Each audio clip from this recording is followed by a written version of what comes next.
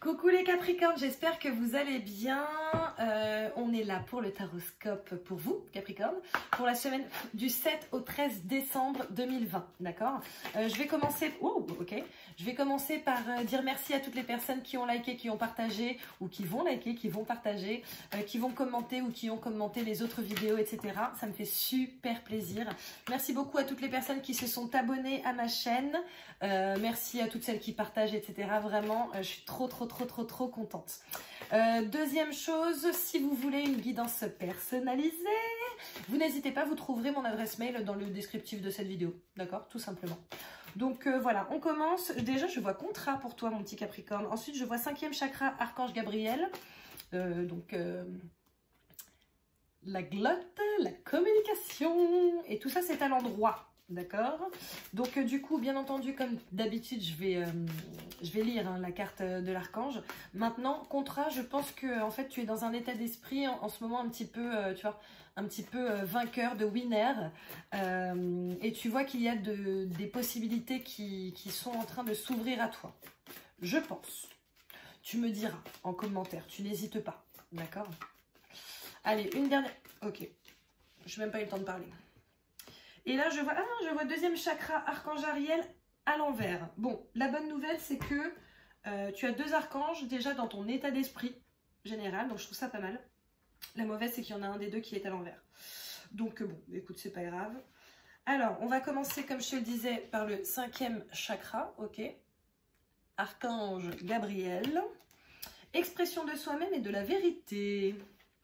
Gabriel tient sa trompette dans une main et un magnifique orbe de lumière bleue dans l'autre. Oh, en parlant d'orbe, j'ai oublié de vous dire, dans ma dernière guidance, c'était pas un taroscope, hein, c'était vraiment un message des guides. Oh, il y avait des orbes, j'étais trop contente. N'hésitez pas à regarder, en plus franchement c'est en début de vidéo. Je sais pas s'il y en a après sur la fin de la vidéo, mais n'hésitez vraiment pas à regarder. Il y a des petites orbes comme ça qui passent. Il y en a une d'abord à gauche et après une sur la droite et tout. Oh, j'étais trop contente. Bon bref, je reprends. Orbe de lumière bleue dans l'autre. Il envoie une puissante énergie vers votre gorge en reconnaissant votre pouvoir de communiquer et votre volonté de le faire. Cet ange vous ouvre à exprimer la vérité à vous-même et aux autres. Dans le passé, vous aviez peut-être de la difficulté à exprimer vos émotions et vos idées, mais Gabriel est maintenant présent pour vous dire que votre âme désire ardemment y parvenir. Soyez conscient qu'une communication claire comprend la façon dont vous vous parlez à vous-même, alors ne niez jamais votre profonde valeur intégrale. Exprimez-vous, écrivez dans votre journal, laissez vos mots circuler. Il est maintenant temps de vous exprimer librement et entièrement. L'univers respecte toujours votre choix de le faire. Cette carte pourrait aussi indiquer que vous aurez bientôt un projet de communication ou que vous communiquerez davantage avec le monde des esprits et par télépathie avec les autres.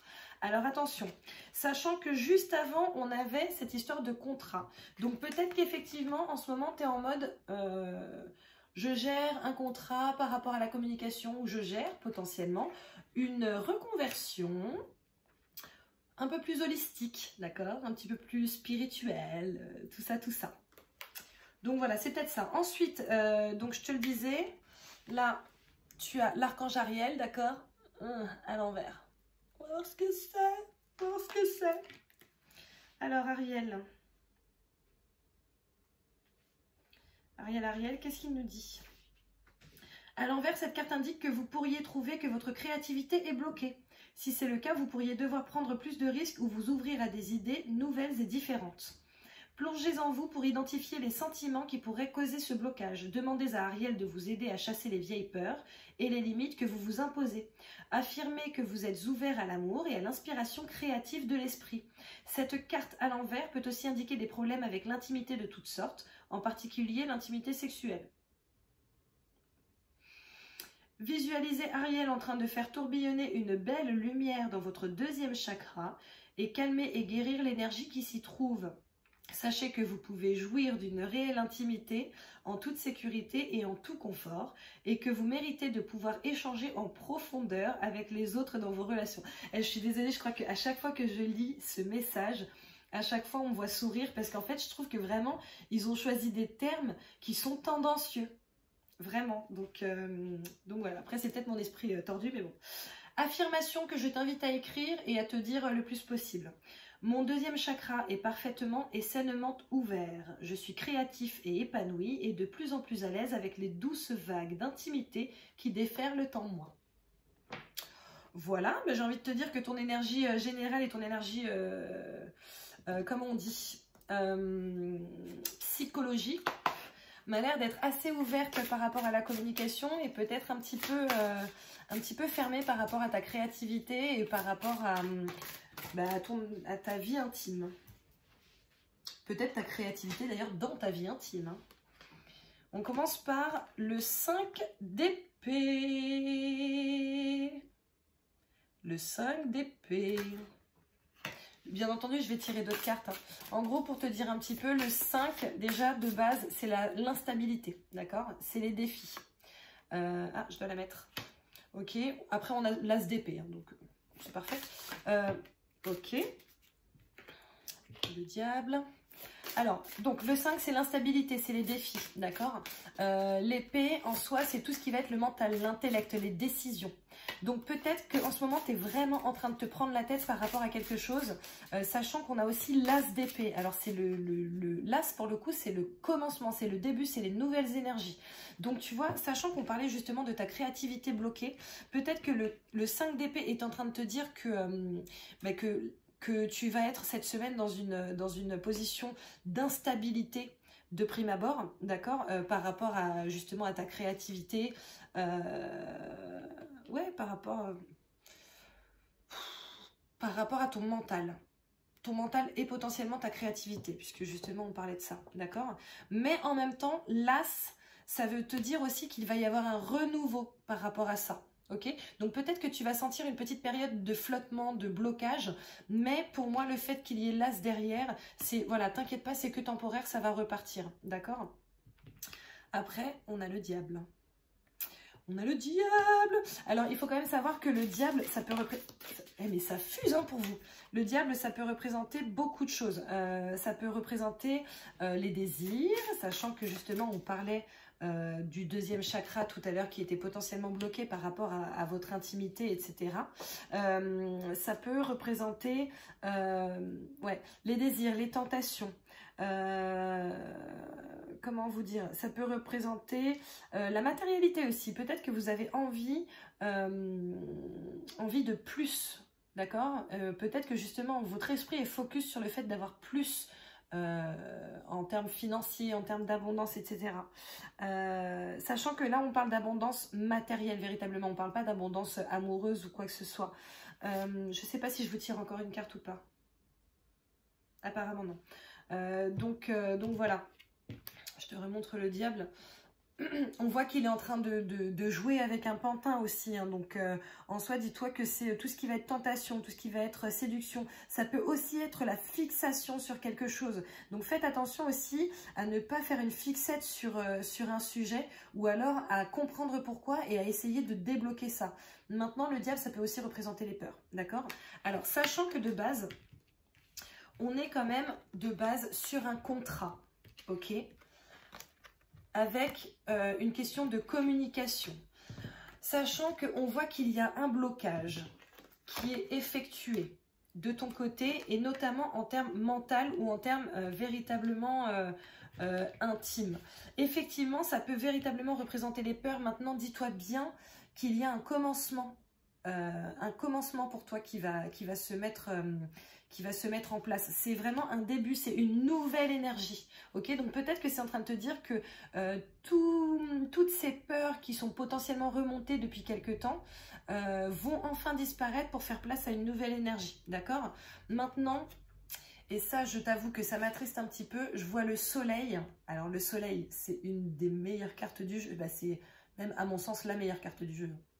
C'est la meilleure carte du jeu. Par contre, le soleil est à l'envers, d'accord? Donc, peut-être qu'on est en train de te dire qu'il faut que tu abandonnes tes peurs, ok? Et tes fixettes, pour justement pouvoir retourner ce soleil et faire en sorte qu'il soit pas palpable, parce que bon, on ne touche pas le soleil, mais que tu puisses véritablement le ressentir, d'accord? Le soleil en soi, c'est la gloire, c'est les gains. C'est vraiment les richesses, c'est la clarté, c'est la gratitude aussi, d'accord? Donc je pense qu'il faut que tu que tu fasses un petit travail sur toi pour pouvoir retourner cette carte, ok? On va essayer d'en savoir un petit peu plus. Sur ta semaine, mon petit Capricorne. Qu'est-ce qui se passe? Allez, semaine du 7 au 13 décembre. Pour les Capricornes, s'il vous plaît, 2020, bien entendu. Hop, je vois la femme. Donc, alors, soit c'est toi, consultante, soit c'est quelqu'un... Bon, après, c'est un tirage général. Ça peut être le consultant ou quelqu'un qui est très proche de toi, consultant. Je vois la loi. Peut-être que ça représente aussi une femme de loi, d'accord? T'as la loi et t'as le contrat. Hein, donc, je pense qu'on parle de choses... Ah, je vois la culpabilité. Pourquoi? Pourquoi tu te sens coupable? Peut-être que tu es accusé de quelque chose ou peut-être que tu accuses quelqu'un. Mais là, ça m'a l'air d'être quelque chose de... Waouh, d'officiel. Et je vois la chasse. La chance. Et attends, parce qu'il y en a une qui est partie très loin. Je vois la réunion. Ok. Bon, moi, ça me paraît très bien tout ça. Est-ce que j'en tire une autre ou pas? Non, c'est pas la peine. Donc, la femme, donc soit toi, soit quelqu'un de ton entourage, mais qui est très proche. Hein. Là, on ne parle pas d'une femme que tu as rencontrée comme ça. On parle de quelqu'un qui est très proche de toi. Donc, soit la personne qui partage ta vie, soit quelqu'un de ta famille, soit une amie vraiment très proche. D'accord? Ensuite, comme je te le disais, on voit la loi. D'accord? Et on voit la culpabilité. Donc, en soi, loi plus culpabilité, ça veut dire qu'il y a certainement une accusation qui a été faite et potentiellement de manière assez officielle. Donc, soit par courrier, soit une plainte qui a été déposée, soit ça peut être les prud'hommes aussi parce qu'on est quand même sur du contrat. Soit ça peut être un divorce. Ça peut être un divorce aussi. D'accord? On a la réunion, donc ça veut dire qu'il va y avoir vraiment des conversations. Et là, on ne parle pas de petites conversations, on n'est pas en train de minauder. On parle de conversations qui sont bien structurées, des trucs bien...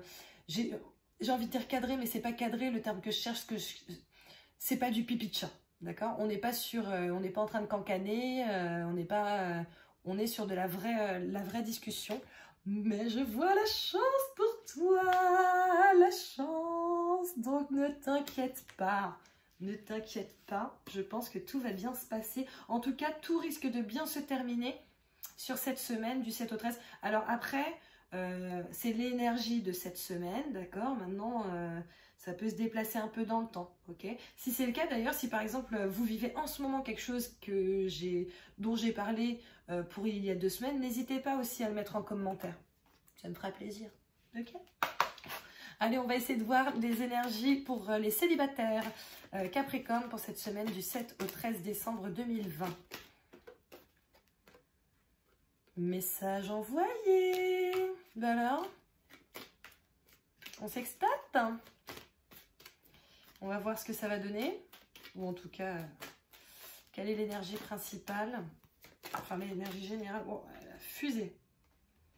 Guérison, équilibre, calme, paix. Alors peut-être que tu vas discuter avec un ex avec qui tout n'était pas forcément réglé et que derrière, effectivement, ça va redevenir pas calme en soi. Mais peut-être que ça va t'apaiser. D'accord? Ah, et j'ai divertissement, une invitation est à venir. D'accord? Bon, peut-être que tu t'es un peu pris la tête aussi avec quelqu'un. D'accord, mais effectivement, le fait que ça s'apaise, derrière, cette personne va t'inviter. Parce que là, je sens que c'est pas pour les non-célibataires. Hein. Donc voilà, peut-être qu'il y a des petites invitations à venir pour toi, Capricorne célibataire, pour cette semaine du 7 au 13 décembre. Maintenant, on va voir pour les non-célibataires, en fait, les Capricornes en couple. Automne, détachement, période de lâcher prise. Bon, ça ne veut pas dire que vous allez vous quitter, attention, tranquille. Ok, ça veut peut-être dire que tu vas arrêter de te prendre la tête ou que la personne va arrêter de se prendre la tête par rapport à des ruses, à de la malhonnêteté. On va essayer d'en avoir une troisième, hein, parce que là, je sens que sinon, ça va être compliqué. Allez, une troisième carte, s'il vous plaît. Après, ça peut être aussi des choses que tu as vécues avant. Hein. Bon, le consultant. Bon, ruse, malhonnêteté, ouais. Ouais, ben, en même temps, ouais. C'est soit, vu qu'on a le consultant juste après, ça vient peut-être de toi, hein, cette ruse et cette malhonnêteté. Hein. Mon petit Capricorne. On va voir. J'aimerais bien une autre carte, s'il vous plaît. Oui, et donc je te disais, parce que je crois que je me suis auto-coupée. La meuf, elle s'auto-sabote. Peut-être que justement, ce détachement, c'est par rapport à des choses que tu as vécues auparavant et qui te troublaient aussi dans cette relation que tu as actuellement, d'accord? Peut-être que tu vas lâcher prise. Et ça, c'est pas mal. Ça, c'est pas mal. Allez, une dernière, s'il vous plaît. Écoutez, je vais compter 3 fois. D'accord, je vais battre 3 fois. S'il y en a une qui saute, c'est qu'il fallait qu'elle saute. Si ça saute pas, c'est qu'il fallait pas. Ok, 1, 2. Il y en a une, ouais. Crise, burn-out. Bon, on va essayer d'en avoir une autre du coup. Peut-être que tu vas te détacher de la personne avec qui tu es parce que soit justement, ça ne va pas. Notamment par rapport à potentiellement de la tromperie de ta part ou de la sienne, hein, ça peut être l'un ou l'autre, soit là, non, là ça me paraît potentiellement être ça, hein. Après, c'est pas valable pour tout le monde, hein, ne vous inquiétez pas, si ça va super bien dans ton couple, etc. Dis-toi que ça risque d'aller très très bien dans ton couple encore cette semaine. Il n'y a pas de raison. Alors, qu'est-ce qu'on voit là? Protection divine, grande protection. Bon, ben voilà.